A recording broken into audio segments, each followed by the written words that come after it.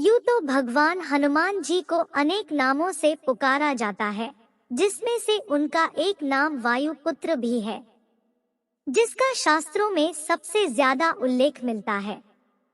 शास्त्रों में इन्हें वातात्मज कहा गया है, अर्थात वायु से उत्पन्न होने वाला। कैसे हुआ हनुमान जी का जन्म? पुराणों की कथानुसार हनुमान की माता अंजना संतान सुख से वंचित थी। कई जतन करने के बाद भी उन्हें निराशा ही हाथ लगी। इस दुख से पीड़ित अंजना मतंग ऋषि के पास गई। तब मंतग ऋषि ने उनसे कहा, पप्पा सरोवर के पूर्व में एक नरसिंहा आश्रम है।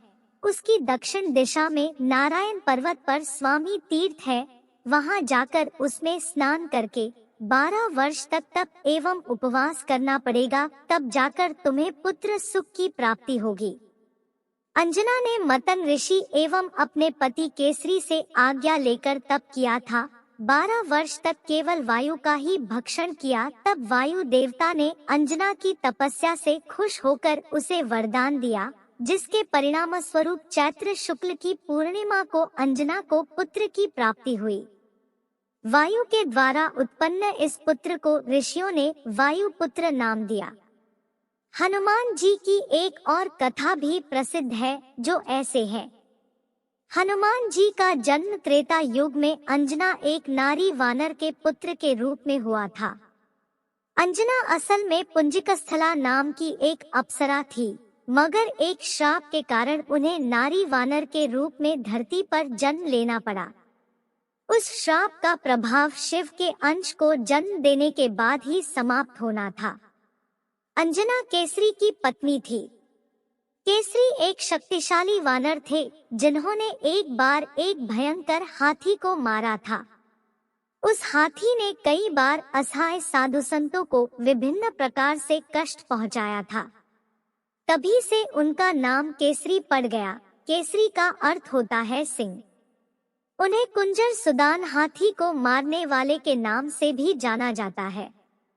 केसरी के संग में अंजना ने भगवान शिव की बहुत कठोर तपस्या की, जिसके फलस्वरूप अंजना ने हनुमान शिव के अंश को जन्म दिया।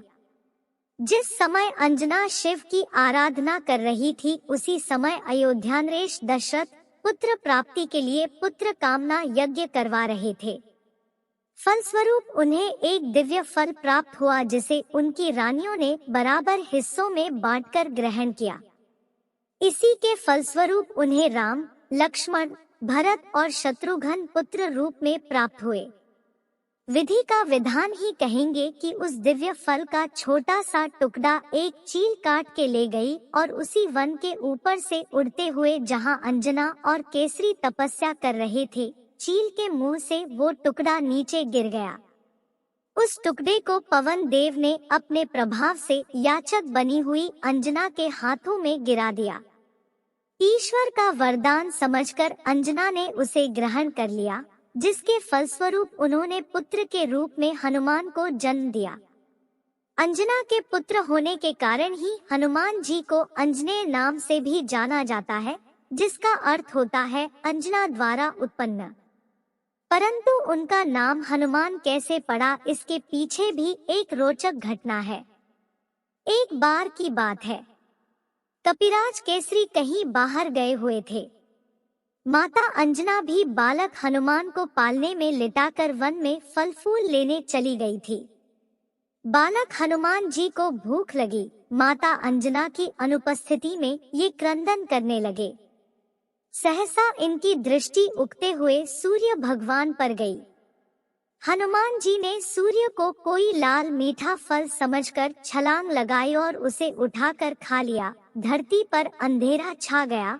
फिर सभी देवताओं ने हनुमान जी से बहुत अनुरोध किया कि वो सूर्य देव को छोड़ दे, लेकिन बचपन में हनुमान जी बहुत जिद्दी थे, जिस कारण इंद्र देव जी ने उन पर वज्र से प्रहार किया और जिससे हनुमान जी का जबड़ा टूट गया। और हनु का अर्थ होता है जबड़ा, जिस कारण बजरंग बली का नाम हनुमान जी पड़ा। तो दोस्तों, कैसी लगी आपको हमारी आज की कहानी? आप अपने अनुभव हमारे साथ साझा करें और भविष्य में आप किस विषय पर वीडियो चाहते हैं, हमें कमेंट में बताएं। और लाइक करें, शेयर करें और अगर चैनल पर नए हो तो सब्सक्राइब करें। आप सभी का धन्यवाद।